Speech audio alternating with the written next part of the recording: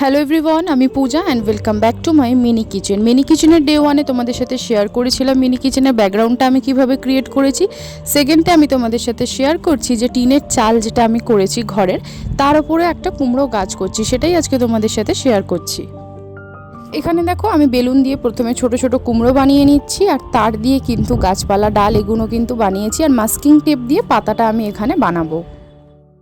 তোমরাও কিন্তু কমেন্ট করে আমাকে সাজেস্ট করতে পারো যে এই ব্যাকগ্রাউন্ডটার মধ্যে আর কি করলে ভালো লাগবে, সেই বুঝে কিন্তু আমি করতে পারবো। আর কমেন্ট করে আরও জানিও আমার ভিডিওটা তোমরা কে কোথা থেকে দেখছো, আর সঙ্গে কিন্তু নামগুলো নিতে ভুলো না। তো চলো এবার চালের মধ্যে কিন্তু দেখো আমি ডালপালা কুমড়ো দিয়ে সেট করে নেব। প্রথমে দেখো আমি স্কেচ পেন দিয়ে কালার করেছিলাম, কালারগুলো খুবই হালকা হয়েছিল, যার জন্য কিন্তু পরে আমি আবার ফেব্রিক কালার দিয়ে কালার করে ফেলেছিলাম। তো ফাইনাল লুকটা দেখে তোমরা জানাও যে গাছটা আর কুমড়োটা কতটা ভালো লাগছে দেখতে।